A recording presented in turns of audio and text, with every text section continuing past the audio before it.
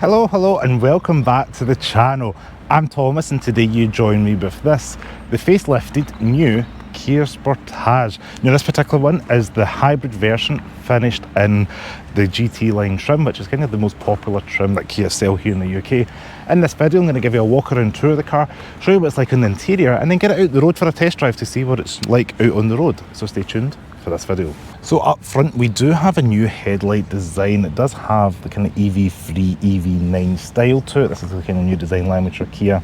We also have a new front bumper, which I'm showing you from this angle. It's about 50mm longer than the pre-facelift, and that's all due to the design of the front bumper. I thought it was worth mentioning in case you've got a garage or something, you might want to make a note. Yeah, but overall the front end is slightly tweaked to what we've seen on the pre-facelift, so you can see the visual difference out on the road if this is behind you on your rear view mirror. It is worth noting that the GT Line and GT Line S hybrids get these 19-inch diamond cut wheels. If you happen to go for the petrol version that's non-hybrid, you get an 18-inch with a slightly different design. So visually you can tell this on the road, this is going to be the hybrid one because of the larger alloy wheel. I like the black plastic as well, running along the bottom of the door, kind of splitting up the design. But overall it's going to look familiar and very, yeah, if you're coming from a previous Kia Sportage, you're not going to feel too alienated. Now, around the rear of the car, you're going to see a new taillight design, as well as bumper treatment. No visible tailpipes on the hybrid or the combustion one. You have to go really low, and there's nothing extruding down, but a little tailpipe there. Being a hybrid one, we do have a slightly smaller boot than the combustion one. You're looking at about 587 litres of boot space versus 591. But we do have decent little storage cubbies underneath, tie-down hooks, 12-volt power outlet, and my favourite are these buttons here, so you can pull that lever, folds the seat down. We do have 40, 20, 40 seats, and as you can see, folded down, plenty of room. Remove that parcel shelf and this car is good to go for dump runs, moving house, whatever it may be. Quite a practical cargo base. Now let's check out the back seats and see what it's like there. So in the back we do have quite a stylish door pull, electric window, a little bit of storage for a bottle of water. GT Line does have this suede material, big grab handle. Now to lift the seat up, we're going to have to pull this little lever here. That releases it and you're able to click it into place. Now it does have multiple stage, which is a little bit harder to do with one hand, but you can pull that again and pull that back a little bit further and use my shoulder for this. As you can see, and the key engineers have gave us a little bit of plastic here so that's not going to get caught in your way when you're folding the seats down. We do have chilled seat isofix points on each of the outer seats, which is ideal. Cup holders in the middle if you happen to have two passengers. As you can see up there, we've got a little bit of extra seat belt. We do have map pockets, a little hook there maybe hang your shirts or something like that if you're travelling. Temperature control for your vents, a little bit of storage in there. Again, same for that passenger, and they also get the USB on the back of the seats, which is a nice touch. Now the seat flooring is not too bad. I am 5'11" for reference. I have got decent enough headroom, especially when it's reclined like that because of the boxy shape. Knee room is great, set up for my driving position. Foot room is not too bad. It's worth noting there's a little bit of a hump, so probably you're going to have your feet spread like that if you're sharing with a passenger, or small children would be absolutely fine back here. And there's a little bit of a perch, but not too bad. As you can see, still plenty of headroom in this GT Line model. Now this is a GT Line, so we do have the black seats with the white bits on the side. If you get GT Line S, this portion here is in white, and you get a different trim interior if you go for the pure.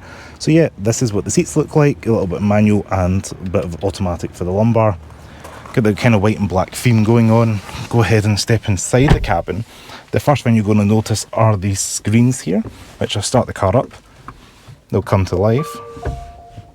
So this new screen setup makes it look like one piece of kind of glass, especially when you're driving because you can't see the split. So you do have a nice big screen here. It's digital for the driver. You can cycle through things there in the middle, touch on the left hand side of the button. And then we've got the touch screen here, which does have wireless CarPlay and Android Auto. And that screen is 12.3 inches in diameter. We do have this little panel down here, which I quite like. So this is where you're able to do two functions. You can have it as your climate, as well as have it as your sat-nav. So you can touch that and you can see all your shortcuts there for your navigation. Sorry for the sunlight coming in. You hit that button there and it turns back to the sat-nav. I think that's quite a cool use of the feature, kind of getting like 2 in 1 there. Do have a little bit of storage under here for your phone, USB, heated seat, heated steering wheel, Blank buttons in the GT line, but GT line S gives you the ventilated seats. Start stop, your rotary knob for your transmission. And then you've got your cameras here. This one's got the backup camera. It is worth mentioning that we do have reach and rake adjustment on the steering wheel, so if you're tall or short, you're going to be able to get yourself comfortable in this car because of the adjustment in the seat as well as the steering wheel. We do have a little bit of storage under here, 12 volt power outlet, lined with the fuzzy stuff at the bottom.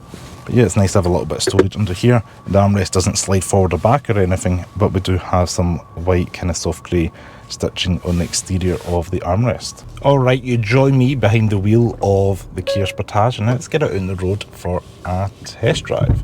Setting off from my area, and let's see where we can get out on the road. So we're starting off, and I can hear it in the EV mode, the electric mode. I have put it into sport accidentally. Start off with eco mode because it is a hybrid at the end of the day. And we are off. That is quite nippy. Foot down up to 40 miles per hour there.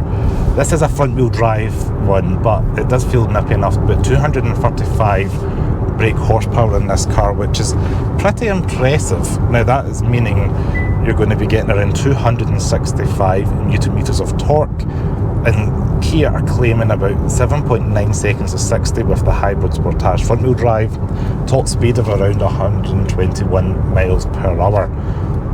But yeah, it's definitely more than adequate around town. That was pretty nippy. It felt actually like as quick as maybe like a plug-in hybrid, just how effortless and quick that was. It almost lit up the front wheels just without trying. Just driving through a small English town. I guess the visibility is good in this car because people who buy this kind of vehicle are wanting that raised ride heights were higher than things like that Volkswagen Corsa that's there. Let's go around this roundabout here. I will say, even in eco mode, this car feels eager. Like it just feels like it's ready to, yeah, kind of lift off a little bit in terms of the acceleration, and it just feels a little bit more. Powertrain feels athletic, shall we say. It's got a little bit of a eagerness to it, which I quite like. Let's pop it into sport. Oh, let's see. So this car has a readout of 516 miles of range. We've got a fuel tank of petrol and about 50%, 55% on the battery there. So that is, yeah, about 516 miles of range that they're claiming. Big roundabout. It's definitely got good sight lines out, and I like the mirrors in this car as well. We do have a little kind of like blind spot mirrors, or not blind spot indicators on it, but blind spot mirrors on the side of it there. Everything's beeping and going at me. There we go, back into this 30 zone.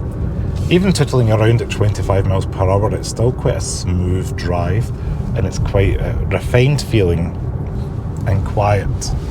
Now, fuel economy, Kia claim around 50.4 miles to a gallon combined with this car. Now, sizing of the car is not that bad as well. Out in the UK roads, I'm kind of like on a B road. I'm just going through a town called Donington at the moment. So you're looking at about 4.54 metres in length. We're looking at about 1.86 metres in width, and the height is about 1.64 metres in height. So overall, it's a good proportion and a good size for UK roads. You're not going to struggle to park this in like a supermarket car park or something like that, just because the dimensions are kind of UK road friendly, and that's probably why these compact crossovers sell so well. I do believe this was the second best selling car in Britain last year. I could be wrong. I think it was second or third, but I'm pretty sure it was second. It's definitely a popular car in the UK market. So the new Kia Sportage, they have tweaked and refined a very good product, and I'm sure this is going to sell well again because it's practical. The hybrid powertrain's economical. There's obviously a non-hybrid one and a plug-in hybrid one coming later on as well, depending on what end of the spectrum you're looking for. It's a good sized car, good cabin. GT line gives you enough tech with the rear view camera and the heated seats. Of course, I would probably go for the GT Line S for the panel roof, the heads-up display and the cooled seats, but obviously that is an option to you. And yeah, it's an overall good package, and it comes with that great warranty that Kia are known for here in the UK. So I just want to say thanks very much for watching this video on the new Kia Sportage. If you did like this video, please give me a thumbs up, subscribe to the channel below, and make sure to check out the Kia's website so you can order your new Sportage. As always, stay safe. Thanks for watching. Ciao. And this is the key fob for the Kia Sportage. So it's got a nice little sleek design. We've got your lock at the top, unlock, and then you can press and hold that for your boot release. Then this car doesn't have an electronic boot, so you just pop it and it's just going to